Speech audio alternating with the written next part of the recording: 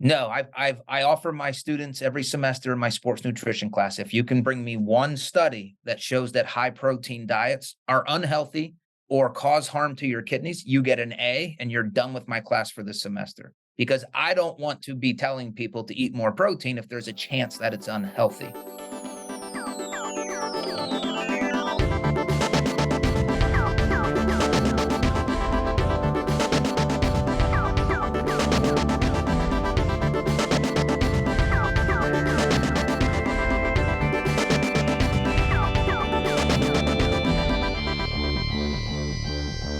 All right, we're doing it. Let's go. We are about to launch. Truth Not Trends. What's up, everybody? Truth Not Trends TNT in the house. Yes. What's going on, people?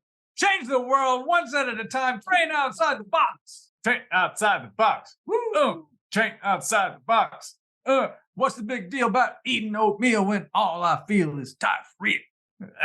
What's going on, people? This is Jesse Schmidt and Liam Bauer coming to you from TNT Strength in Oakland, California. This is the podcast where we help you maximize your strength as safely and efficiently as possible.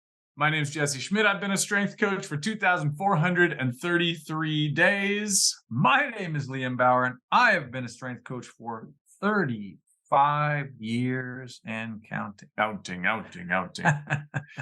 People, today, man, we have a great guest for you. His name is Bill Campbell, PhD. That's right. He's got a pretty hard diploma, as I like to call it. Yes, he does. PhD, pretty hard diploma. He has his PhD in exercise nutrition and preventive health from Baylor. He's also currently the professor of exercise science and director of the Performance and Physique Enhancement Lab at the University of South Florida. He's a big deal. That's a name right there. That's a lot. That's a lab. You have to take a deep breath before you say that sentence. Yeah, I like it. He has been at the center of publishing over 200 scientific papers and abstracts. This man's doing a lot of research. He's got a great social media Instagram account, Bill Campbell PhD. So check him out. It will be definitely a very worthy follow. Yeah. And man, we really spanned we talked hypertrophy, we talked protein leverage. Yeah, we talked strength training. We talked about recovery. We talked about low volume, high volume, super slow. Oh man, we're all over the place. Fat loss. Oh my God, this guy is just a treasure trove of fantastic information. You're going to love hearing from him. But before we get to the interview, we want to remind you to check out TNTstrength.com because we are offering 5 wonderful nutritional supplements. What are they, Liam? 5. Count them 5. We have whey protein. Boom. We have fish oil. Boom. We have creatine monohydrate. Bang. We got some probiotics. Bada bing, bada boom. And we got some K2D3, baby. Oh, yeah. Man, you can't go wrong with all those. You got to just add them to the basket and go. Everybody needs to get those going on. We talked in this podcast episode about the importance of getting adequate protein. And at TNT, we recommend a whole food, high protein diet. But if you know you have some gaps in your nutrition, these supplements are a great way to go. So go to TNTstrength.com. Do it. Check them out. Free shipping all over. Free shipping in the continental United States. Enjoy. And enjoy this podcast interview with Dr. Bill Campbell. Boom.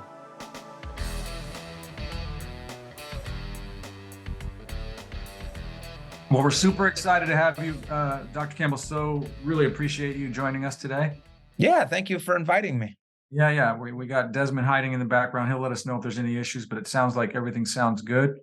Thumbs up from Cappy. There we go. So, Dr. Campbell, we would love to have you introduce yourself to our audience. Since it's the first time we've had you as a guest on our podcast. We're very excited, and thank you for being with us. Yeah. Again, thank you for the invitation. So, name is Bill Campbell. Got my PhD in exercise nutrition and preventive health from Baylor University back in 2007. Now I'm a professor of exercise science and director of the Performance and Physique Enhancement Laboratory. And this is all happening at the University of South Florida, which is in Tampa, Florida. And essentially my research, there's always a resistance training component to what I do. or almost always. But I view my research as helping people optimize their physiques within a maintainable lifestyle.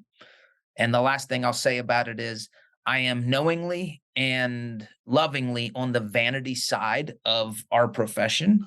And I love that. There's not a lot of people that kind of are devoted to this. So again, it's exercise, nutrition, in some cases, supplements to help people lose fat and build muscle. Yeah, and it's funny that you mentioned that. I talk about this with my clients, with other people, and I always tell them, aesthetic goals or vanity-based goals, whatever you want to say, are just as valid as any other goals. Like it doesn't always have to be like I'm just trying to get in shape or whatever. I mean, we have other colleagues and friends, in the industry who, straight up, their whole reason is looking good, right? And secretly, if not openly, we all want to look good naked, right? So that's a good.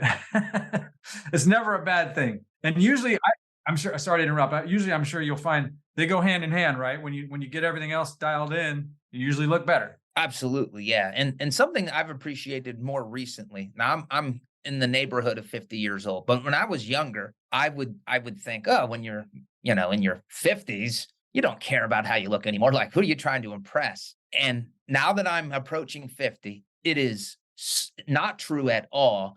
And I talk to women 70s, even in sometimes in their 80s, and that's what they care about. So it doesn't leave. And I think the fact that it's not more pronounced is people are just, for whatever reason, they don't want to admit that, but they admit it to me because this is what I do.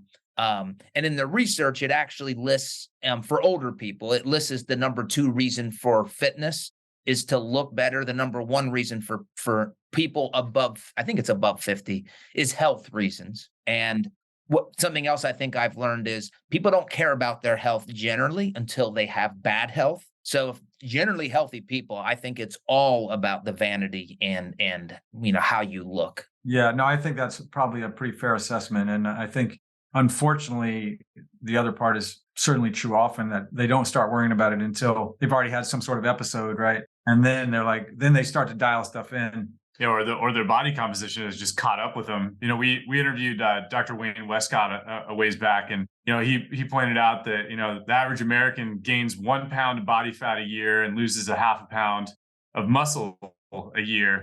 And over the course of a year or 5 years or maybe even 10 years, you don't really notice it. But if from the age of 20 to the age of 50, that same average takes course, then you've seen a pretty significant swing, and that's where we meet our clients generally, is around the age of 50, and almost all of them say their number 1 goal is to lose 20 pounds of body fat, or more. Yeah, yes. And a note on that, a lot of the data we have on aging, almost all of it, is from people who haven't been in fitness. So if we fast forward another 20, 30 years and do and replicate some of these studies on what happens, and we have cohorts of people, let's say that like your clients, we're going to have a much different data than what we historically have had, because people historically didn't lift weights. I mean, there's a lot more people lifting weights now than what there was 30 years ago. Yeah. I mean, and for decades, right? All these things that were associated with aging were really just associated with, not staying fit, right? Like, you get slower, you get weaker, blah, blah, blah. That's just natural because you're old, right? Obviously, our oldest client right now is 90 years old, which is awesome. Yeah, it's amazing. And we have quite a few in their 70s and 80s. As Jesse was mentioning, probably the majority are 50 plus, although we have people all the way down to high school athletes and so forth, of course. But we like to work with everyone, all ages and abilities. Awesome. I love it. It is funny. As just a little side note there, I don't know if you hear this, Dr. Campbell, but sometimes, people sort of lament that we live in this, technological age where a lot of people are sitting in front of computers, and we're not farming as much anymore, or, hunting and gathering. So we're just not as active. And I sometimes agree with that kind of mindset of, it can be challenging to get your 10,000 steps in or whatever your daily goals are. But then in some other ways, we have huge advantages that our ancestors didn't have, like lifting weights. Our business model at TNT is to do 2 30-minute workouts per week, a single set to failure most of the time. And we have equipment that can, that wasn't around, even 50 years ago, commonly, and definitely not 100 years ago. So in some ways, we have advanced ways of training that could have never been done, literally ever before Arthur Jones invented the pullover. Yes, yes. Yeah, we have a very nice selection of stuff at our studio, and we have 4-way neck machine and a MedX low back machine, and sort of the Rolls Royces for the different so we can put resistance against the function of those muscles. And we like to work everybody from head to toe. I kind of jokingly with my clients, because it's funny where we're situated. There's literally like a powerlifting focused gym directly across the street. I mean, I could throw and hit it with a rock, and I tell my clients, they put plexiglass up just because he keeps throwing rocks. I keep telling my clients, like, we're not the strongest bench pressers, but we have the strongest necks in the Bay Area, right? Because there you go. Hey, is the MedX low back machine you have, is that one that allows you to do rotational movements or no? No, they do make one that does that. Okay. We have a Nautilus. They look very similar though. If you see them side by side, they look similar. Yeah, we have a Nautilus rotary torso machine from Nitro Line, which is not as good as the MedX, but that piece is fantastic though, Billy. That I think that's probably the best piece of equipment I've personally used for rotational exercises. The MedX. Yeah, it's incredible. Yeah, and the reason that's impressed upon me, my daughter has scoliosis, and I did, of course, like any father who's a researcher, you kind of do a deep dive, and that was the only exercise that I was able to find on that device. The research was done on that device that actually improved the curve of and I don't know, I think it was teenagers, maybe adolescents. Yeah. That used that particular device. So that always has a. Sorry to interrupt, but Florida is a hotbed of personal training studios like ours that kind of specialize in this kind of niche equipment. A lot of them have MedX and just really high quality stuff. So if you're looking to find a location in your area that has a MedX low back machine, MedX rotary torso, I'm sure it wouldn't be hard. Yeah, there probably is one somewhere nearby. Yeah, I wouldn't doubt it. Yeah, we know a lot of, as I was mentioning to you when we chatted the other day, we know so many people down there in Florida, all over the state that are, in our niche. And of course, Arthur Jones was located down there. So, I mean, that used to be the place where everybody would literally fly in, right, to learn about the whole Nautilus methodology and so forth. What city was he in? He was in Ocala. Okay, Ocala. That's about 90 minutes north of Tampa, approximately. Yeah. And where's it? DeLand, I thought. DeLand was, that was way back. Yeah, okay. That's near that's more Orlando, north of Orlando, I think. Yeah, so DeLand was the first, and then when he built his own like huge place, right, with the airport and everything. Right. Yeah. But anyway, we know a lot of people in your area. Dr. Campbell, we'd be happy to link you up with. Yeah, for sure. Where do you do your training on campus? Do they have like a nice facility, or do you go someplace else to do your own personal stuff? So I go to two places. One, my garage. I have a squat rack. I have pretty much everything I would need except for at least the things that I like. I don't have a leg extension. I don't have a leg curl. And I like those two things. And my lab. So my research lab it's a weight room. So I've built that up over the years. It's got a lot. It's a lot of Prime. Are you familiar with Prime? Yeah. It used to be called Strive.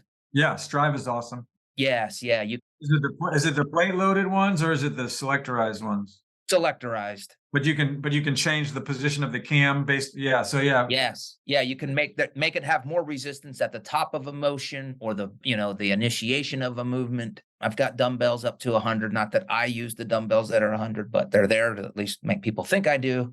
Sure. Yeah. Yeah. So, and there's actually, I remember when Strive first came out on the market. Yeah, it was a great. They originally had a plate loaded line where you could. Yeah, I remember that. Load the arm in different positions, same idea, but being able to change the cam focus so simple and brilliant, it allows you to change subtle things and really dial it in. Yeah, that's great. That's cool stuff. Dr. Campbell, I just want to say that we've been following your Instagram for a long time now, and really appreciate your commitment to. I feel like you have a very objective presentation in terms of putting research out there. As an example, in preparation to interview you, I was looking through your posts, and you posted about one study that showed that diet soda helps people lose more body fat than drinking water. But then you also put in the caveat that you also had posted about another study that showed the exact opposite. Yeah, that's right. This is one of the really tricky things about research, if you guys will allow us to go down this path a little bit, is that a lot of the time, and this is why it's so confusing for people trying to, improve their health, is that often you can find research that validates polar opposite conclusions. And so it's really hard to be able to think critically about what is right and what's right for me and who do I listen to. And I think of all the voices out there on social media, I think you have a very balanced approach. So I appreciate that, because it's hard to find. There are a lot of people that take hard stances, and that's just tricky. So thank you, I guess is what I'm saying. I appreciate your work. Yeah. Yeah. Thank you for appreciating that. I've been told I'm not sensational. There's an algorithm that exists where if you are sensational, that really helps your situation. But fortunately, I make my income from the university, and I don't have to I don't have to worry about being sensational. I can be honest and interpret the literature as I see it. Yeah. And do you do your own social media stuff, or do you have someone handle that for you, or is that something you're working on yourself? Because it's a lot of work. Yeah, I only do Instagram. So that's the only thing I do. And I do all of them myself. But if you ever look at it, you'll notice I do true, false, multiple choice. And then I usually do something like other, like this podcast, when like I'll say, hey, I was on this podcast. And the true, false, it's the same. I don't have to think. I just have to think of what I'm going to put in there, because it's the same post, or, the same background. The multiple choice, it's like a black background. So early on, I said, I got to be efficient at this. So You can plug and play the templates. And exactly. Yes. There's no thought behind Got it. any of that. It's just, and Well, it looks very polished. yes, well, it's thanks to PowerPoint. I used one of your posts and one of the studies that you mentioned in the post as a resource in a presentation. I don't know, a year or so ago. I was speaking to a group of runners about recovery, and you had posted about a study that compared and contrasted, and you just reposted this recently, compared and contrasted different recovery modalities, and specifically it was stretching, massage, cold immersion therapy, and I think one was like electrostimulation or something like that. I think that's right. Yeah. And that group was, and people are, I think, perpetually surprised to find out that stretching, because the result of that particular study was that static stretching could actually make you more sore than you were before you did the stretching, which is, I mean, one of those, like, I don't know if you and Liam talked about this off camera, but TNT stands for truth, not trends. So we're constantly trying to, proliferate good information and dispel bad information. So the runners, it's like second nature. I don't know if you've had this experience, but people go, "Oh, I'm so sore. I should have stretched more before my run," or "I need to stretch after my run so I don't get sore." And it's just such a funny thing, soreness in general. Yeah, I you see it a lot, right? People spend, and I mean, you may have your own experience with this, but I mean, obviously, in the current times, you have coaches putting out this information, and athletes trying to stay present with whatever's cool and hip and happening. That's why we have the truth, not the trends, right? And you'll have these guys, they spend 20 minutes foam rolling, and then 20 minutes doing dynamic warm-ups, and all this stuff, and then it's next thing you know, they're in the gym for 3 hours, right? And just to get their whatever chest, shoulders, and triceps done, but they did all this other stuff that doesn't really make a huge difference. But it's just, it happens a lot, unfortunately. Yeah. It's funny you say that, because when I work with a bunch of college kids, like my students, my researchers are students, and I'm going back about 5, maybe even 10 years. This is when foam rolling was very popular. I don't think it's as popular now, but I saw the same thing, and I was just like, I can't justify the time. And I'm like, just what is it even doing? Like, is it? And they would tell me, and again, this is not my area of expertise, so I'm asking innocently, like I'm not criticizing, I'm just trying to learn. And they were like, yeah, your muscles have knots, and then this can get it out. And I'm like, well, I'll just live with knots, because I don't feel any knots. Like, how do you know you have a knot? So I always questioned it. And then I believe, again, not my area, within the last few years, research has come out like, yeah, that's not really doing anything. The placebo effect is real if it's working, right? So. Yeah, and in that case, I would say, yeah, go for it. If you think something's making you faster or stronger or more, whatever that thing might be doing. And it's funny, I'm saying all this. And again, I was just willing, like, yeah, I'm just not going to take whatever benefit it is. But literally a week ago, I pulled out my foam roller for the first time in probably 5 years, and I rolled out my back and tried to work on some thoracic mobility. So it's not like I hate foam rollers, but it was the time concept. And I'm less like, oh, I can't. I got to get in and get, well, that odes to that really complements I think your philosophy. Right. Get in, get out. Yeah, I mean, we are definitely striving for efficiency. So, we have to remind people that the filter that we're looking through is what is the least amount required to achieve our end result safely and efficiently, right? So, most people are like, often, right, how much can I do until I run out of time, or how much can I do until my body can't take anymore? And so we're on the opposite end of the spectrum, right? Like the only reason to do more is if what we're doing isn't working, right? Well, again, kind of, we discussed, you and I, a little bit about the, lower volume, you've got some experience with, as you mentioned, Dorian Yates and Mike Menser and that stuff, which we could dig into as well. But and Power Factor Training. I bought that book too. Awesome. Yeah. Pete Sisko is a good friend of mine. Yeah, we've had him on the podcast several times. I noticed that. That's why I mentioned it. I forgot I had that book. I don't know if I have it anymore, but he actually and John Little, because they teamed up on that, right? Yeah, we've had John Little on as well. Pete Sisko recently just 100% retired from all things fitness related, and not only did he retire, but he literally pulled all of his stuff off the web, like it's vanished. Like he pulled his footprint in the fitness field. It's all gone, and he's doing other things. Yeah, it's funny. He just decided to step completely away from that sphere. But he's a great guy, and he's put out some amazing stuff over the years. It's also funny, Bill, because you have, so is Body by Science the PDF that you give out to folks? Yes, yeah. So it's my research review, and it's called Body by Science. Correct. So it's an interesting name to us because I don't know if you've heard of Dr. Doug McGuff. He teamed up with John Little also and wrote a book called Body by Science, which is advocating this very low volume approach to strength training. I think they recommend, it's like once a week for 15 or 20 minutes. And that's kind of like the Bible in our niche of the fitness industry. Yeah, for many, many newer practitioners of the high intensity training approach, that's literally their introduction. So that's the most popular book that kind of gets people in? Probably, in the current crop. Yeah, like there's literally people who read that book and it's like their Bible, and their entire business revolves around that approach. People like myself have been around much longer, than, I trace my roots way back to Arthur Jones and all that other stuff, and I kind of think of him as like the meteor that landed and sent out the waves, through the fitness world. And so many people can, or, branch of a tree, right?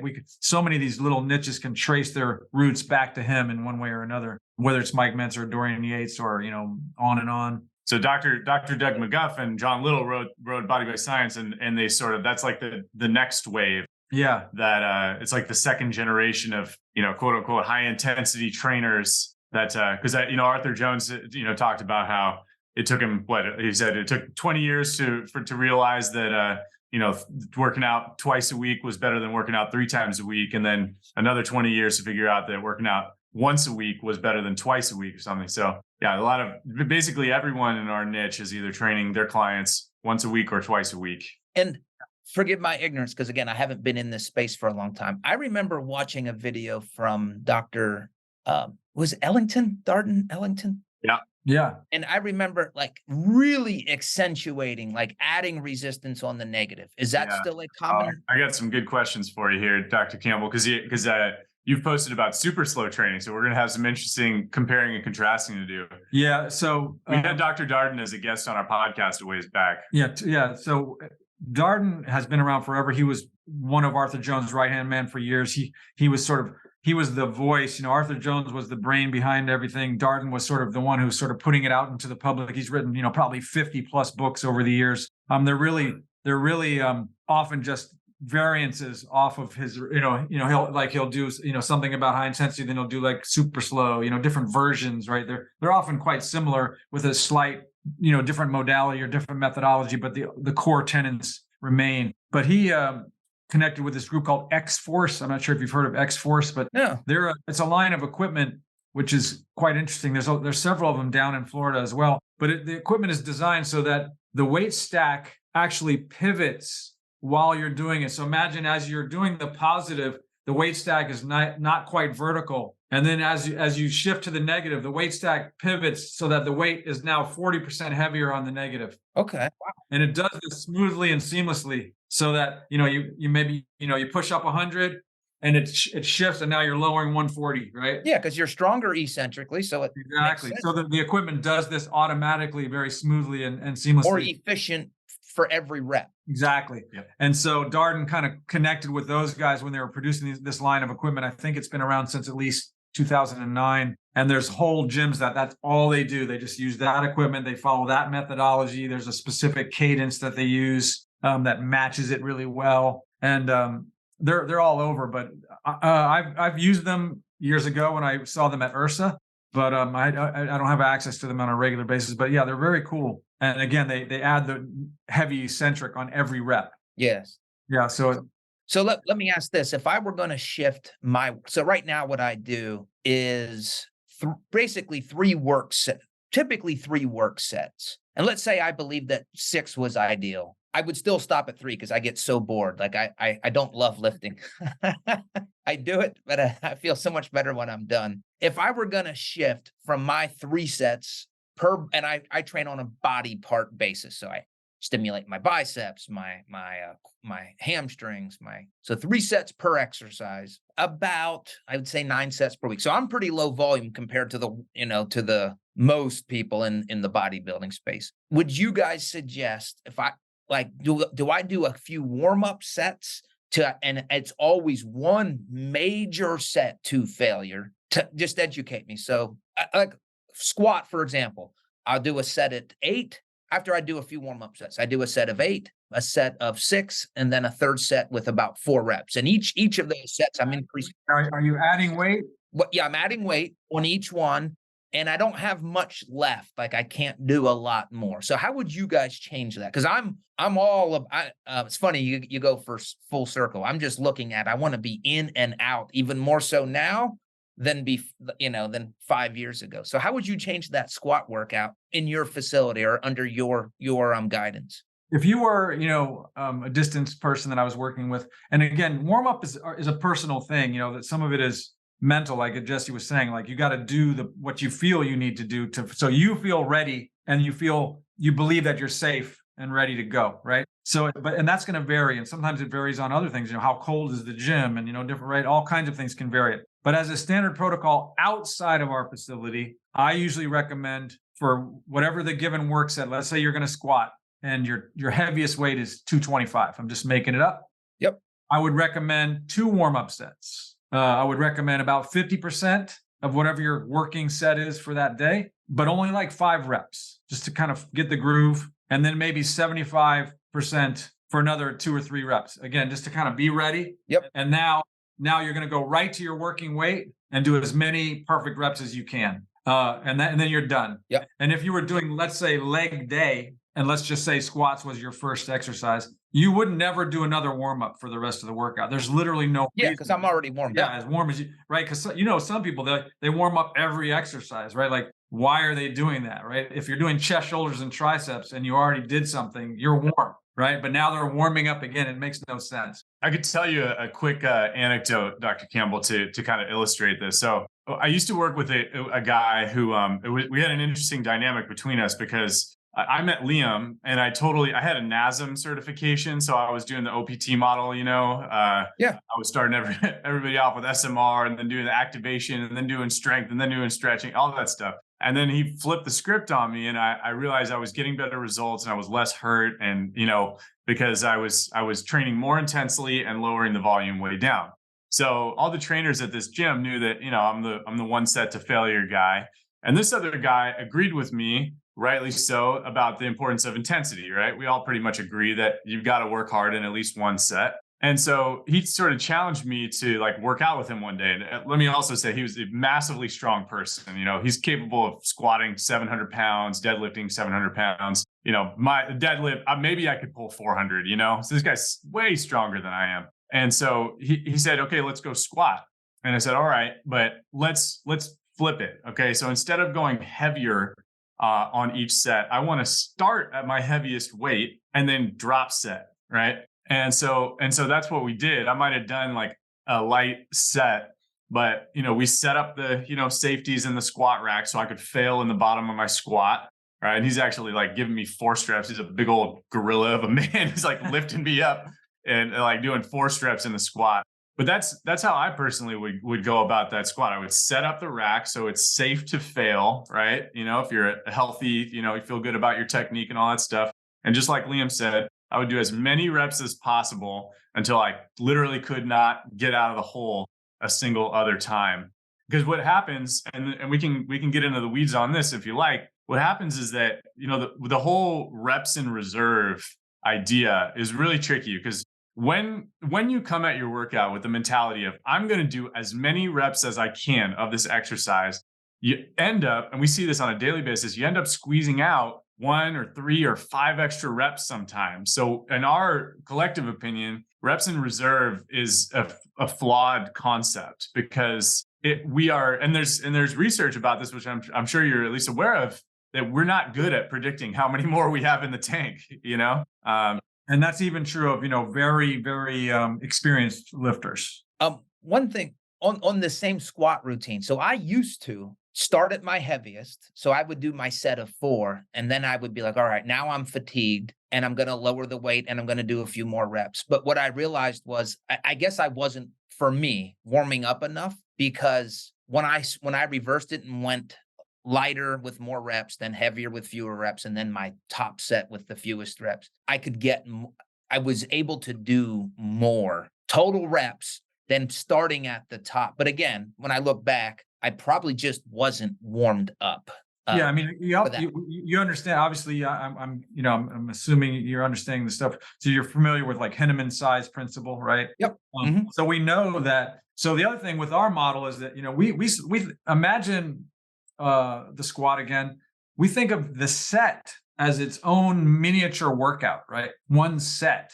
We know that if I can do 8 to 12, right, and we know that I can't do 13, right? Mm-hmm. Whatever that weight is, the first 2 or 3 are not challenging. We know that. But I know my goal is to find out how many can I do. So those first 2 or 3 reps are the warm up, right? The last 2 or 3 reps are the only ones that really matter, right? Because those are the ones that I will have drawn in all the players that we want off the bench till they're all working as hard as they can, right? As we recruit. Yeah, if you go to failure, you've stimulated every available muscle fiber that you possibly can. So that's the way we approach it. So we think of it as each set, during that set, you're warming up and then you're getting to the work part of the set.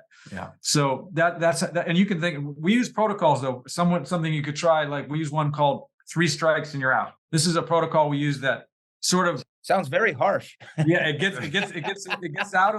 gets past this standard thing of, I do 3 sets of 10, right? Like people, because that anyone who tells you I do 3 sets of 10 has chosen a weight where they know they can always achieve 10 and they're never actually challenging themselves. So especially if they're doing it on their 3rd set. Exactly. So what we have you do is, again, let's say we know in your heart of hearts, you can get 8 to 15 reps with 225 in the squat. I'm just making it up again.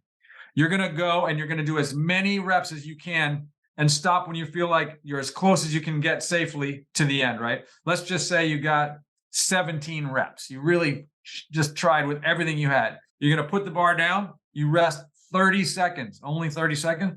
Same weight. You go right back to it, as many as you can, whatever that is. We expect that number to drop by half easily, right? So you got 17. Now you were lucky to get 8, right? You put it down 30 seconds and you try again. And those 3 attempts, your goal is, can I surpass 30 reps or more? It's the same kind of idea, right? But you literally are open-ended. You go to failure. And what most people will find is, they go 12, 7, 2. You know what I mean? They're just crushed. But trust me, you don't want to do it anymore, right? You don't need to do that. And when we work with these types of sets, our clients quickly learn, no matter what their mentality, when they learn to push themselves to that place, they're thankful. We're not saying, okay, we're going to rest and we're going to do that 4 more times, right?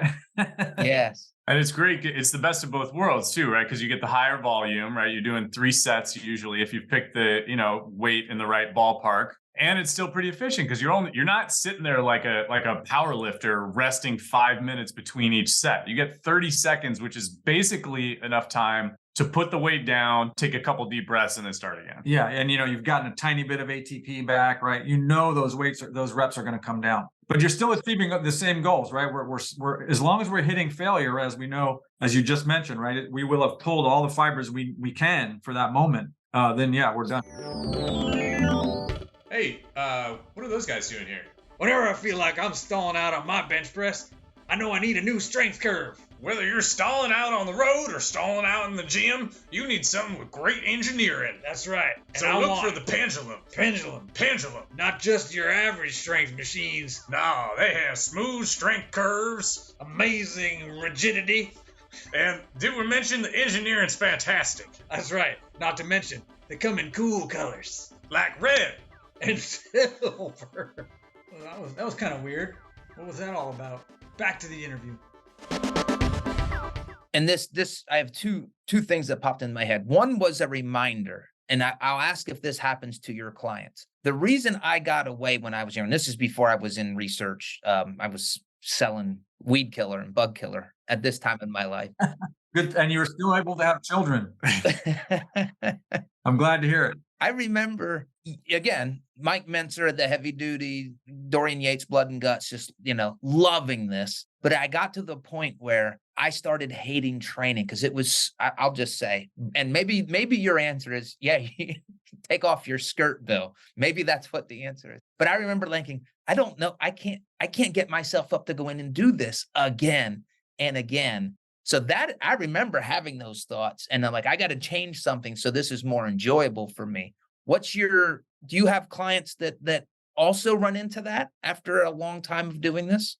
Sometimes, and one quick answer would be often, and this is something, an advantage you have. We are a business, and so we're trying to get people to stay on a relatively schedule, right? It's not great for our business if we say, come in once every 7 to 10 days. You know what I mean? Yes. But for you, since you're just beholden to your own recovery ability and your own schedule, you may find that you do best training once every 5th day. You don't lock yourself into the Gregorian calendar, like I got to train Monday, Wednesday, Friday, or I got to, whatever. Every 5th day might be perfect for your recovery ability, right? The other thing you can do is you can consciously cycle to failure days and not to failure days, right? Let's say you love training Monday, Wednesday, Friday. You can train to failure on Monday, a few reps short of failure on purpose on Wednesday, and then, you know what I mean? So kind of almost that heavy, light, medium model, if you will. Yeah, we have another program we like where you do a full body workout Monday, do a conditioning workout on Wednesday, and then do a full body workout, everything to failure on Friday again. And then the next week, flip it. So you go conditioning Monday, strength, full body Wednesday, conditioning Friday, and then flip it again week 3. Right. So every 2 weeks, you're only doing 3 of each, 3 strength workouts and 3 conditioning workouts. You're still hitting the gym 3 times a week, but you're getting lots more recovery between bouts. Yeah. I have a couple of thoughts on this too. Dr. Campbell, are you tracking your body composition with like an InBody or DEXA or anything like that? Typically, yes. Right now, no. But all right. Typically, yes. So I ask because what motivates me are results, right? I also am in the same boat. I do not love the process of lifting weights. I don't hate it, but I'm not chasing the pump out there, just like loving being in the gym, But especially early on, what shifted my perspective is that when Liam and I first met, and I was just this NASM bro trainer, I was lifting weights 4 times a week and stuff was hurting. And I dropped my volume way down to once or twice per week. And I was tracking my body composition with InBody. And I saw that my muscle increased training less frequently and more intensely. So the results that I personally saw were body composition improved, injuries went away, strength significantly increased. And that was incredibly motivating to me. So that's my first thought. And number 2 is, this is why we are a broken record and why we have a podcast and why we seek out people like yourself, is because like the least renewable resource all of us have is time, right? And so if we can get the same or better results in less time, that is the most valuable thing we can give back to ourselves and to our clients, right? Yeah. So this may be motivating for you as well. that if you were to shift things a little bit and start training a little less and more intensely, you might get the same or better results in much less time. And then you take that time, and Meg Munzer would tell you to go read a book. Yeah, right. Exactly. Or go spend time with your kids or your family, or or get back in the lab, whatever it is you want to do. Yeah, he would say read Atlas Shrugged. It was an Ayn Rand fan. Exactly. And read it again. I didn't read it, but I watched the movie. That's a hard book to read. Those books are big.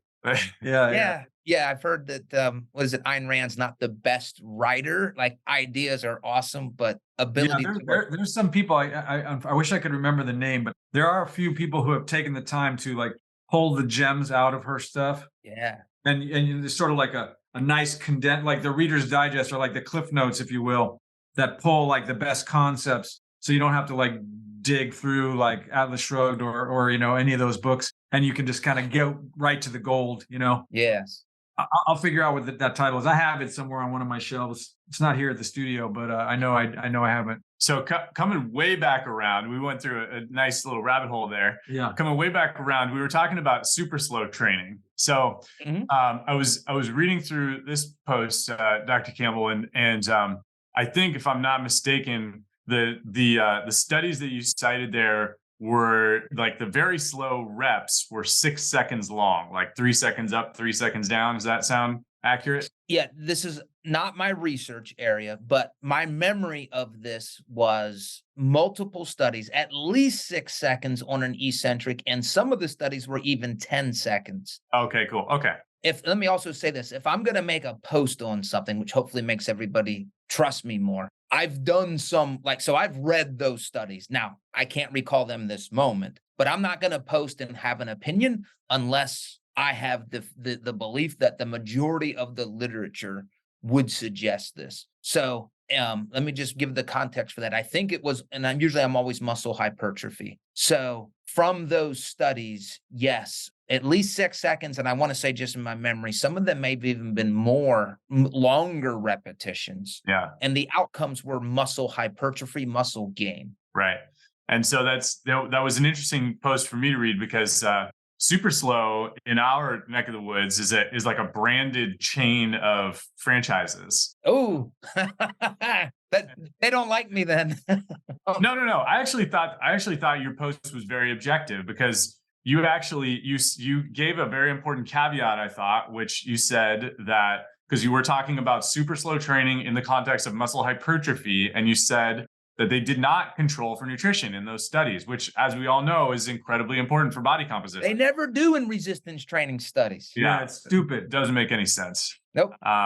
So yeah, I mean, I thought that was a completely fair, that was very objective and all that stuff. But just incidentally, the super slow training that we're familiar with is specifically 10 seconds lifting the weight, 10 seconds lowering the weight. And why that's interesting is we were just talking about Dr. Ellington Darden. Dr. Darden came up with a couple protocols, which are way slower than that. So he invented a protocol called 30-30-30, where you start with a 30-second negative, you do a 30-second positive, at which you probably reach muscular failure in, and then you do a 30-second negative, right? So you're doing 1.5 reps per exercise and reaching muscular failure within that 90 seconds. Again, it's a 30, absolutely brutal protocol.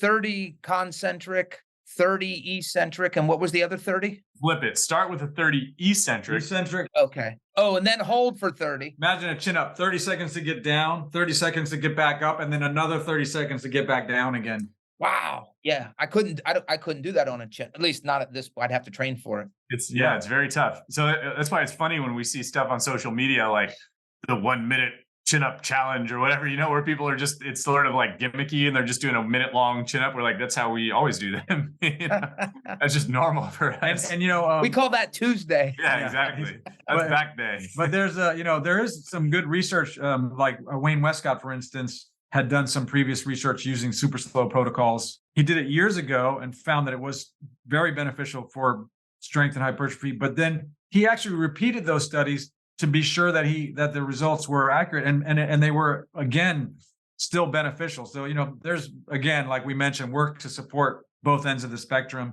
Yeah. So in my post, then, if he reported hypertrophy outcomes, because again, I usually stick to that, and I didn't say, oh, and here's some other evidence refuting this, then you all need to call me out and say, hey, have you read these studies? So here's the thing. Yeah, I mean, that's not the purpose of me bringing this up right now. No, but I'm just saying I want to be known as the person who's fair. So I'm just you are. Let it be known on the TNT podcast. Dr. Campbell is a fair man and a fair researcher.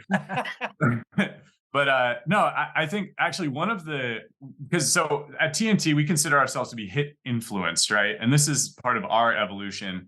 We don't do like Liam mentioned, what's it called with the X-Force, right? They do a specific 3-1-5 cadence on every exercise, right? Super slow does 10 seconds up, 10 seconds down on every exercise. At TNT, we use Liam's Jeet Kune Do type of style, where we talk with people like yourself and Dr. Darden and all these other people, and we pull protocols from all over. And because we recognize that certain approaches are going to work with certain clients better or worse, and we need to find what is best for the person in front of us, right? So one of the downsides with super slow training, in my personal opinion, is that when you are moving so slow, it drains on you mentally, right? So if each rep lasts 20 seconds and you've done 5 reps already, you might just stop when it gets hard, right? Yeah, but I mean, the reality is with super slow is if you're doing it effectively, right? You're still you should only be doing 3 or 4 reps. Right? If you were doing it effectively. Yeah, because you want to fail somewhere between that 90, by around 90 seconds, no more than 2 minutes. So if you see someone saying, I did 12 super slow reps, well, they're way too light, right? That's going to take forever. They're not understanding, how to apply it properly. so and as I think through, like you said, the Henneman size principle, something that would make me physiologically think that's not ideal. And maybe I put this in my post, and if not, I'm just thinking of it now. You are likely, we know that you're getting a huge stimulus of your type 1 muscle fibers initially because the weight's not initially heavy. And then I'm assuming there's going to be a huge lactate response such that you are fatiguing before you have stimulated your higher threshold motor units. Can be, yeah. Yeah. And it just depends on, how effectively, and again, some people and many people feel, I think, as Jesse mentioned, it kind of, they burn out on that, just staying in that rigid, permanent cadence, right? Yeah. Is it really, really pain? Like if I did that on a leg extension, I would just see my legs torched. Is that how it is? Or? Yes. Yeah, it's very tough, especially depending on the strength curve of the equipment you're using. If you're in the bottom of a leg press or a squat or something, it's brutal down there. Right, to try to slowly turn around and not like drive out of the hole, right? You're trying to stay on that cadence, right? Yeah, that I could just feel my legs burning. Yeah, if you understand the concept, you're actually, as you're fatiguing, you are trying to accelerate, right? So if we get really good at it, we're by the end of a set, right? We're literally pushing as hard and fast as we possibly can. But because we're so fatigued, externally, someone watching, they see you moving slowly, right? But in your brain, you're literally trying to explode, right? Yeah. We might be cueing one of our clients to like punch the ceiling, right? On a shoulder press, but you're watching them and they're just, it's barely moving, right? But they're trying to go fast. Yeah, that makes me think of a guy we like to reference, Ken Manny, who was the Michigan State men's football strength coach for many years. He retired recently, but you can find him on YouTube. And one sort of criticism of the way we train most of the time is that it's, especially with athletes, is it's not explosive, right? We're not moving, right? You have to train fast to be fast, which we know is a myth, but a lot of people believe it. And so we have to sort of address it from time to time.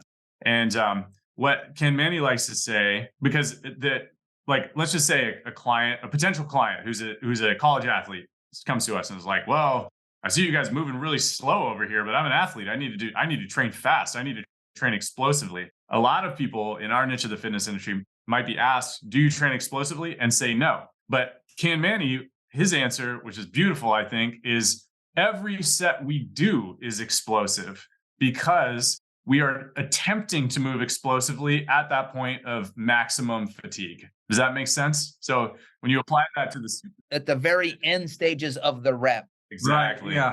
Trying to explosively Exactly. Yeah. But you've lost the ability to actually produce force. And so in reality, real time, you're not moving, you might not be moving at all, or you might be moving very slow and you might finish your second to last rep, but always we're failing on that very last attempt. Yeah, I don't know if you follow powerlifting at all, or if you've been to a powerlifting meet or anything, but I mean, if you watch a guy, try to bench press 900 pounds, you know what I mean? Yeah, it's slow. It doesn't move fast, right? But people would not say that those guys are not explosive or powerful, right? And just to get ready, right? You can't drop 900 pounds on your chest and bounce it. You know what I mean? Like, you will kill yourself, right? So it might take them 10 seconds just to get to the bottom position where they're going to drive, right? Yes. Because they really have to be in control of that weight, or else they're going to get hurt. So people misunderstand the intention to move fast is the most important part when you're working. Yeah, and Ken Manny was the head of the entire strength conditioning department at Michigan for 20 something years. He's brilliant.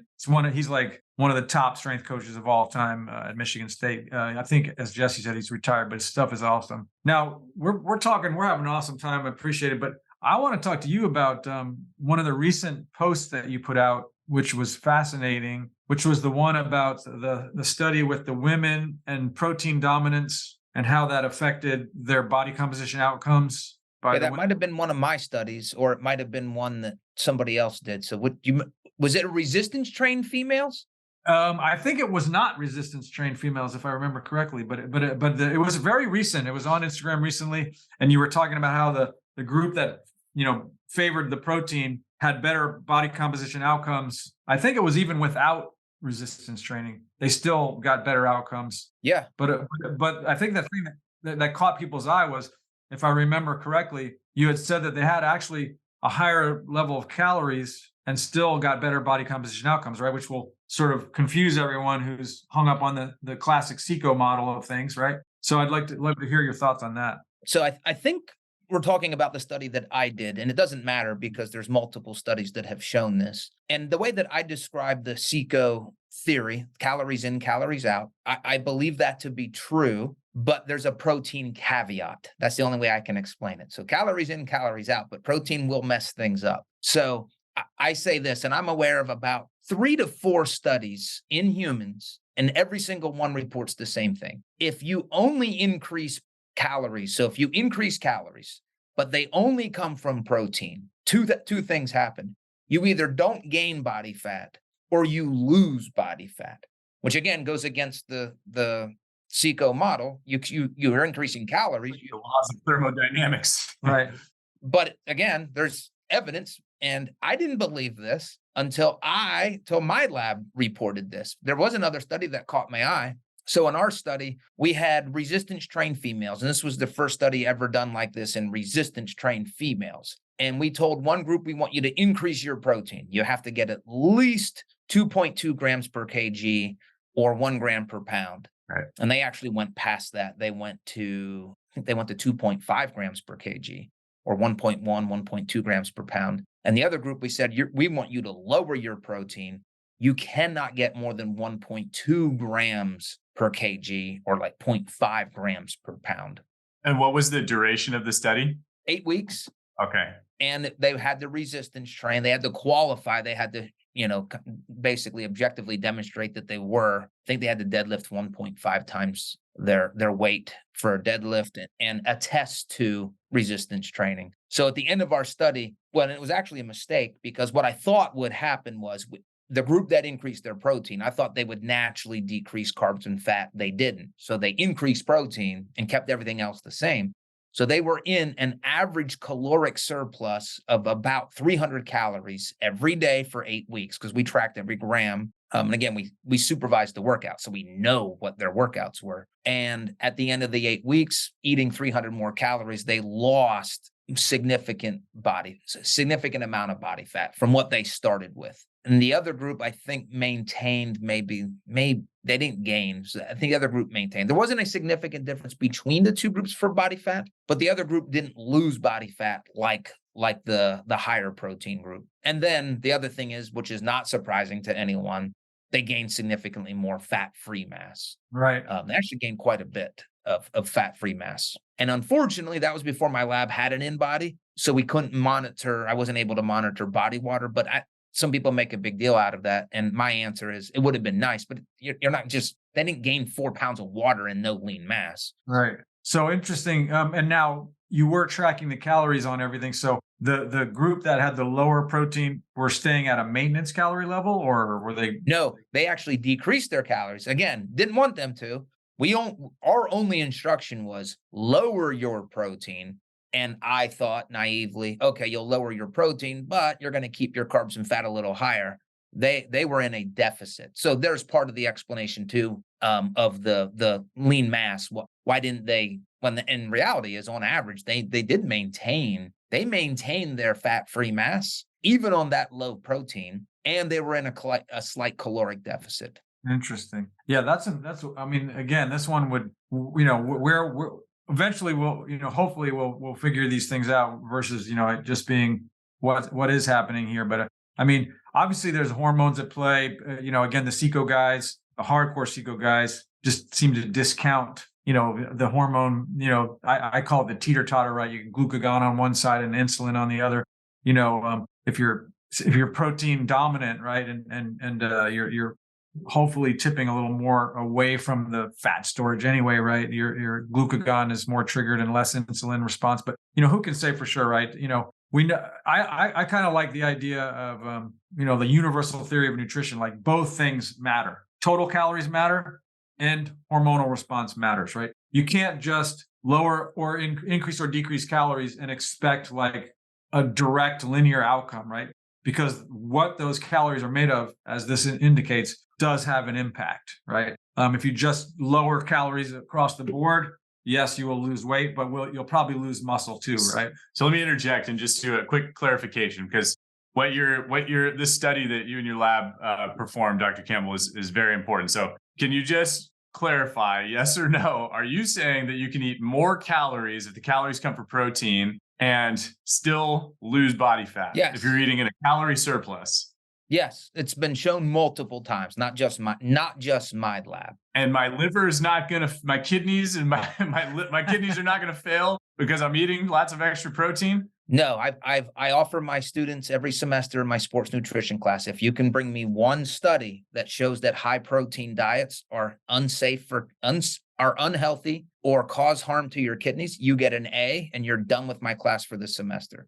Because I don't want to be telling people to eat more protein if there's a chance that it's unhealthy. Sure. I love it. We were just coaching a class this morning, and we try to, we got a full room of people, and we always like to ask them, how much protein should you be eating every day? And we like pop quiz somebody. And so, this morning I asked one woman, and she's like, 1 gram per pound of weight. And I said, yes, that's it.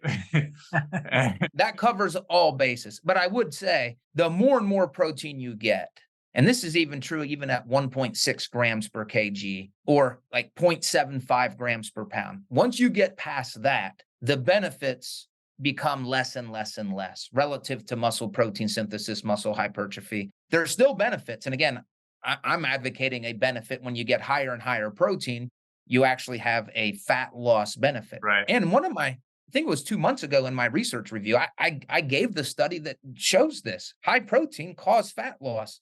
I gave that we went the mechanism. It actually causes you to burn more calories. So we even have the mechanism of how this works.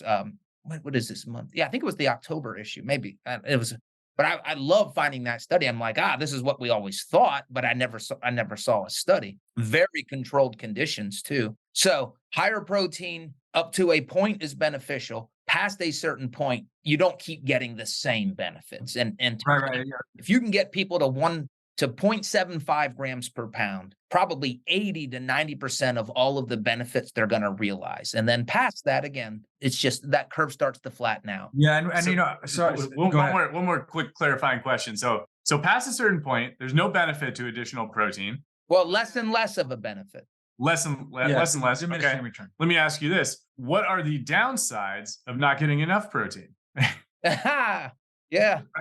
This is this sort of like fallacious argument I hear that like people hear, oh, well, you don't need protein past a certain point because it's not helpful. But are there downsides of getting more protein, and also are there downsides of not getting enough protein? Well, yeah, one, we have to appreciate there are essential nutrients, if assuming you're getting your protein from animal sources. So you have to meet your essential protein needs. Otherwise, your body will not be optimal health. And then the second thing is, again, I live in a world of muscle hypertrophy. You will not optimize your training adaptations if you're not at, I suggest 1.6 grams per kg or 0.75 grams per pound. So if you're not at least there, you're training, but you're not optimizing the adaptations to that. Yeah. And we also have recovery issues. You're going to be more sore. That's one thing we've learned, that I've learned studying endurance athletes. They tend, historically, they don't eat a lot of protein. When they do, multiple studies show that they have less muscle damage from their endurance training workouts, less muscle soreness. And that's good because we deal with a lot of runners, and runners, as you know, love to run, and they can never quite run enough. They like to eat carbs. They never feel like they run enough, and they're always hurt and they're always tired. But yeah, it's funny. So I've been using 0.7 as kind of the basement number for years. I could bump it up to 0.75, but we always recommend 1 gram per pound because we know that most people, if you give them that basement number, if I told everyone, yeah, just multiply by 0.75, they'll always undershoot, right? They'll go, oh, it came out to 110. And, I've been averaging 70, 80. So that's why we shoot for that 1 gram, because we know it's like an insurance policy, right? So if they want to weigh 160, I say get 160 a day. And if they end up with 140, they're still good, right? Because we know they're above that 0.75. So that's another reason why we used 1. And plus just easy math, right? Just 1 for 1, get it. Yep. Yeah, that's awesome. And an interesting thing, multiple studies, when people are starting with low protein and the only thing you do is increase it, again, they lose body fat. And that's the only thing you're touching with their nutrition. You're increasing their calories from protein. Right. I know this is speculative, but why do you think that is? Why would a person lose body fat just because they increase protein?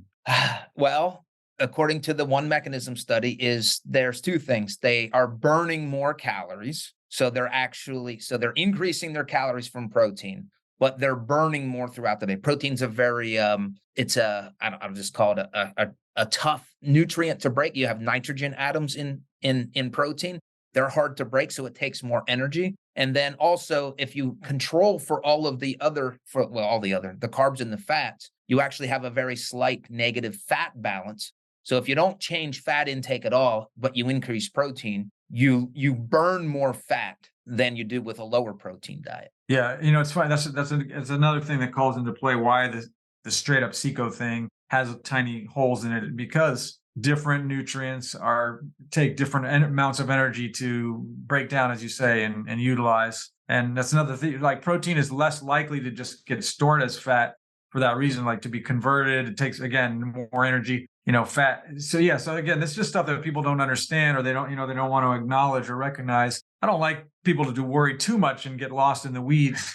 Especially our clients, right? We just want some basic information. Yeah. But yeah, this is fascinating stuff. I think it's important to, at the outset, provide context for what is your ultimate goal, right? When we're talking about, calories in, calories out, or hormones or protein leverage, whatever it is, like, is your goal purely to lose body fat? Because if it is, you could eat only ice cream and lose body fat, right? As long as you control the amount of calories that you're eating. Yeah. Will you maintain muscle? Probably not, right? Is your training going to go well? Probably not if you're eating only ice cream, right? Exactly. But you can lose body fat.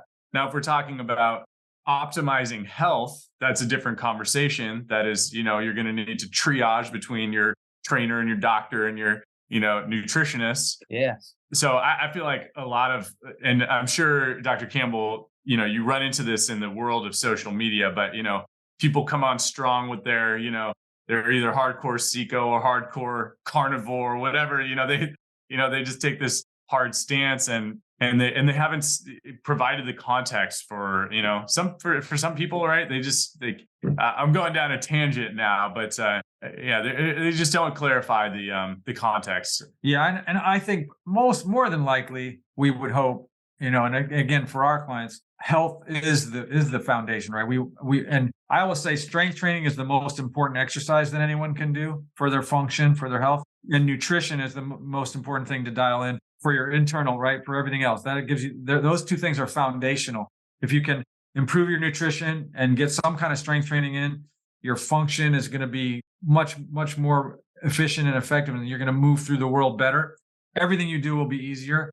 We come from the strength place. We are TNT Strength. So we want everyone in the world to find a way to incorporate strength training into their life. And that's part of the reason why we try to make it so safe and efficient, right? And they don't have to do it with us, but we encourage everyone to find a way to do it. But for pure health, nutrition is the key, right? We are what we eat. And I think we really all want health.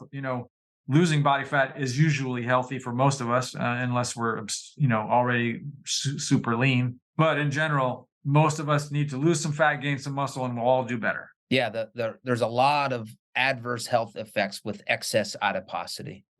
Numerous. That should be on a t-shirt. Excess adiposity. Are you familiar, just out of curiosity, are you familiar with Dr. Chris Palmer, the psychiatrist? I don't think so. He wrote a book called Brain Energy. I think you would be fascinated by it. He's he's basically kind of like how Dr. Ben Bickman says that, insulin resistance is at the root of, all kinds of metabolic, issues. Dr. Chris Palmer talks about how basically mitochondrial dysfunction is at the root of a lot of issues. And he talks about the, comorbidities, between like obesity and dementia, for example. And so it's really fascinating when you talk about the, the downside of excess body fat, and coming back to our initial conversation about, it's okay to have, vanity goals. Well, wanting to reduce your body fat and increase your muscle, just like you said earlier, Liam, it's not just a vanity thing. The vanity comes along for the ride, right? But actually, if you're concerned with lowering your body fat percentage by decreasing body fat and increasing muscle, you are being health conscious, period. Yeah, you are a healthier human at that point. Again, avoiding extremes of anorexia and Sure. Right. I mean, and it's almost, like if you look at like Weston H. Price, you familiar with his stuff? I don't think so. He was a dentist many years ago, but he wrote some interesting books about nutrition. And basically, it was at a time, I don't know how long ago it was now, but 1920s. Oh yeah, so it was a while ago, right? So he was at a time where he went around the world and he was able to visit all these indigenous populations that were living more in their traditional methods, right? And he's found around the world, when these people were living closer to nature, right, eating the natural diet, they were all leaner, they had healthier teeth, right? He was a dentist, yeah, right, and all they had no disease, right? All these things, like whether it was the Inuit, northern indigenous people, or like in tribes in Africa, right? But the ones that were living with this just very, very basic, active, natural food sources, right? They all had healthier teeth and healthier bodies and lower body fat and all these things, right? And this is still true today, although it's harder and harder to find people living in traditional methods, unfortunately. But yeah, so he was at a time where he was able to visit these places and these different groups of people and see this as a very consistent outcome, that they were just healthier in, again, dental health for him, but all facets of their health when they were living more traditionally, which meant really being active and eating, less processed foods, right? All that kind of stuff. Yeah, if he were to visit those places today, there'd probably be a Krispy Kreme in the town square. Unfortunately. Yeah, they're running out of real estate out in the forests these days. Yeah, it's kind of sad. There's another dentist. His name is Dr. Stephen Lin, and he wrote a book called The Dental Diet, and he kind of picked up where Weston A. Price left off. That's another book. Yeah. Very, very worth reading. Yeah, it's interesting looking at the ties between dental health and neurological disorders as well. For sure. Hey, I have to run to another meeting. No worries. Can I would like to recommend my colleague. His name's Dr. Sam Buckner. He is the muscle physiologist in my program. So I love resistance training. And again, I've published a few studies, but if you want to I can put you in touch with him. You're fantastic. A lot of work in blood flow restriction training. One of the best scientists I know. And he's really into the volume debate right now. So he would, your guys' interest and his expertise, it's the perfect match. Nice. That'd be fantastic. We really appreciate that. Yeah, that's fantastic. We're always looking for guests, and it's good to have those connections. You can't do better than this, a one tier referral. Yeah. Yes. Dr. Campbell, thank you so much for being with us today. I hope our appreciation is felt. We really admire your work and appreciate what you're doing. And please keep doing it. And you're putting really great quality information out into the world. We need more people like you. So really appreciate you sharing your time and information with us today. Yeah, thank you so much I feel like I've taken a trip back memory lane, and I think, as I said, I think things go full circle. So thank you for the education and the conversation. Yeah, and if there's anything we can help you with moving forward, if you want to talk more training offline, we'd love to do it. We'll help you find a Tampa facility. Yeah. Or I like to help people. I love problem solving with workouts. I consult with people all over the world. So if you want to like bounce ideas or anything about how to change your training just for time for a new approach for a little while, let's chat sometime again. Yes, I would like that. Thank you, guys. Awesome. You have a great day. Talk to you soon. You too. Bye. Boom, baby. What's up, people? Thank you so much for listening to this episode of Truth Not Trends. That's right here at TNT Strength Headquarters, Truth Not Trends. Please, if you enjoyed this episode, subscribe, rate, and review us on whatever platform you're listening to us on. And don't forget to share with a friend. You can find us on the web at tntstrength.com. That's right, TNT Strength now coming to you in person at 5255 College Avenue in Oakland, California. You can call the studio 510-768-5421. You can also text us at 855-796-9905. Or shoot us an email at contact@tntstrength.com. And whatever you do, stay off of that stupid blue bubbly boasting. Do it. What's that from? I always do use that reference, but I don't. Is that a Starsky and Hutch? Oh no, it's Super Troopers when they're doing the syrup trug. When you listen to the episode on Monday, it'll be there. 1, 2, 3.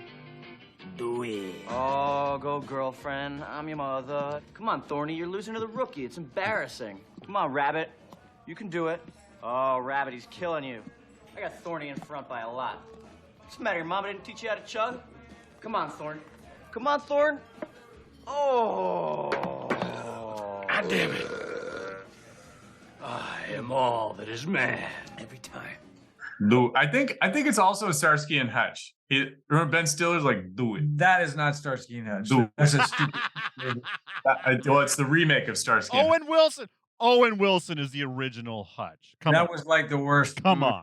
That show was not a joke show. It was like a serious cop show. Watch 21 Jump Street movie and tell me Starsky and Hutch is that bad. Oh, look at these two hot chickens. Finkel wants some Finkel. Give it to me, huh? Come on, do it. Lay it on right here. Do it. Do it. He means a kiss. We're doing little voices undercover. Come on, sweetie, do it. Oh, that's a sweet little pucker.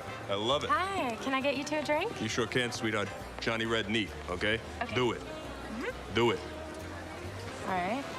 And you? Do it. Bacardi and cola. Do it. Do it.